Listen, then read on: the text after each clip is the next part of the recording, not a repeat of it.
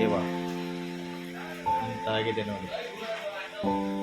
ಎಲ್ಲ ಕೆಸರುಗಳು ನೋಡಿ. ಮಕ್ಕಳ ಓದುವಂಥ ಪುಸ್ತಕಗಳು ಎಲ್ಲ ನೀರಲ್ಲಿ ಕೊಚ್ಚಿ ಹೋಗಿದೆ.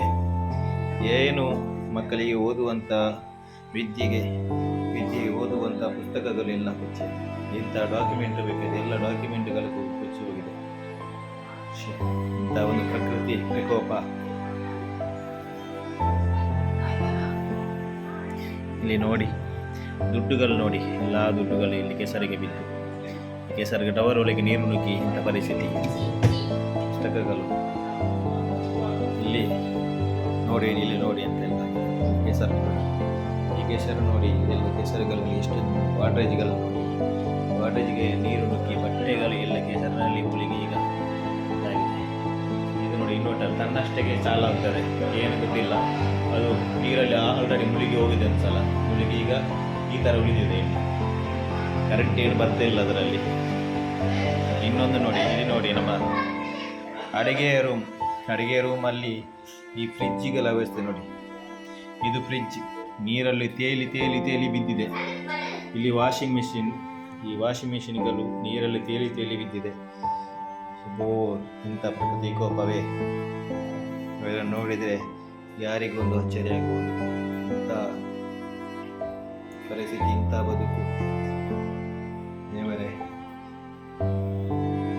ಏನಿರಲಿಲ್ಲ, ಎಲ್ಲ ಕುಚ್ಚಿ ಹೋಗಿದೆ. ನೋಡಿ ಎಲ್ಲ ಟೊಮೆಟೊ ತರಕಾರಿಗಳು ತಂದಿರುವಂಥದ್ದು ಎಲ್ಲ. ಈ ಪಾತ್ರೆಗಳನ್ನು ನೋಡಿ, ಗ್ಯಾಸ್ ಅಂದ್ರೆ ಕೆಳಗಿತ್ತು, ಅದನ್ನು ಮೇಲೆ ಎತ್ತಿಟ್ಟಿದ್ದೇವೆ. ನೋಡಿ ಎಲ್ಲ ನೀರಲ್ಲಿ ನೋಡಿ. ಬಚ್ಚಲು ಮನೆಯ ವ್ಯವಸ್ಥೆ ನೋಡಿ. ಗ್ಯಾಸ್ ಅಂದ್ರೆ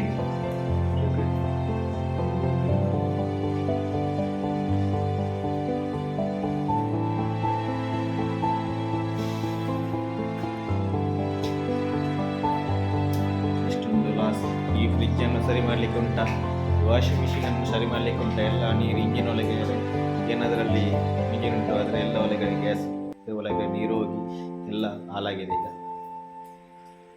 ಏನು ಮಾಡಬೇಕು ಅನ್ನೋದೇ ಗೊತ್ತಿಲ್ಲ. ನೀರು ಸೋರಿಕೆ ಎಲ್ಲ ಹೋಗಿದೆ, ಎಲ್ಲ ಕೊರೆದು ಹೋಗಿದೆ. ತಿಂಡಿ ಬಾಟ್ಲಿ ಹೋಗಿದೆ, ಗ್ಯಾಸ್ ಅಂಗಡಿಗಳು ಉಲ್ಟಾ ಬಲ್ಟಾ ಅಷ್ಟೇ ನೋಡಿ. ಇಂಥ ಪ್ರಕೃತಿ ವಿಕೋಪ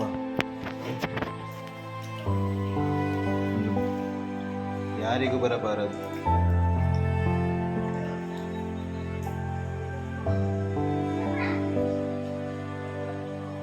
ಇಲ್ಲಿ ನೋಡಿ, ಇದೊಂದು ಬೇರಿನ ರೂಮ್. ಇದರಲ್ಲಿರುವಂತಹ ಬಟ್ಟೆಗಳು, ಎಷ್ಟು ಬಟ್ಟೆ ಇದೆ, ಬಟ್ಟೆಗಳು ಎಲ್ಲ ಕೆಸರಲ್ಲಿ ಮುಳುಗೋಗಿದೆ. ಚಾಪೆಗಳು ಎಲ್ಲ ನೀರಿನಲ್ಲಿ ತೇಲಿ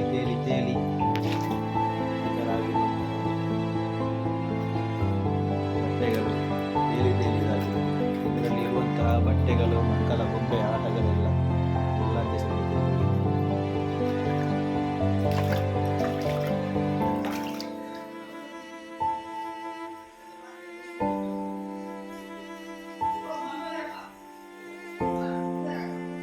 ನೋಡಿ. ಇಷ್ಟೊಂದು ಪುಸ್ತಕಗಳಿದೆ, ಮಕ್ಕಳ ಓದುವಂಥ ಪುಸ್ತಕಗಳು.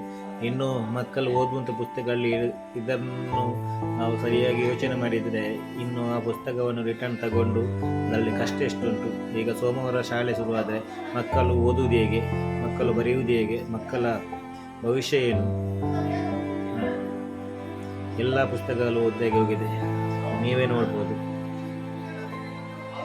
ನೋಡಿ. ಎಲ್ಲ ಪುಸ್ತಕಗಳು ಏನಿಲ್ಲ, ಬರೆದದ್ದು ಏನಿಲ್ಲ, ಓದಲಿಕ್ಕೂ ಏನಿಲ್ಲ. ಎಲ್ಲ ಇದ್ದಂಥ ಡಾಕ್ಯುಮೆಂಟ್ ಕೂಡ ಹಾಗೇನೆ ಆಗಿದೆ. ಡಾಕ್ಯುಮೆಂಟ್ ಗ್ಯಾಸ್ ಸ್ಟವ್ ಇದೆ, ಎಲ್ಲ ಡಾಕ್ಯುಮೆಂಟ್ಗಳು ಏನೇನಿದೆ ಅದೆಲ್ಲ ಒದ್ದಾಗಿ ಗ್ಯಾಸ್ ಪುಸ್ತಕಗಳು. ದುಡ್ಡೇ ನೀವು ನೋಡಿರ್ಬೋದು, ಅಮೌಂಟ್ ದುಡ್ಡುಗಳೇ ಇಲ್ಲಿ ನೀರಲ್ಲಿ ತೇಲಿದಿತ್ತು. ಇದರೊಳಗೆ ಡೆಸ್ಕ್ ಒಳಗೆ ನೀರು ಹೋಗಿ ಇದರ ಬಗ್ಗೆ ಕೈಲಿಕ್ಕಿಲ್ಲ, ನೋಡಿಲ್ಲ ನಾವು. ಇಲ್ಲಿ ನೋಡಿ ಚಾರ್ಜರ್ಗಳು, ಕೆಸರು ಎಲ್ಲ ಇದಾಗಿದೆ. ಪ್ರಕೃತಿ ವಿಕೋಪ ಇಂಥ ಒಂದು ಜನಸಾಮಾನ್ಯರಿಗೆ ಬರುವುದು ಯಾರಿಗೂ ಬರುವುದಿಲ್ಲ. ಈಗ ಬಂದಾಗಿದೆ, ಎಂತ ಮಾಡುವುದು? ನೋಡಿದ್ರೆ ಕರಳು ಚುಚ್ಚಿದಂತೆ ಆಗುತ್ತೆ.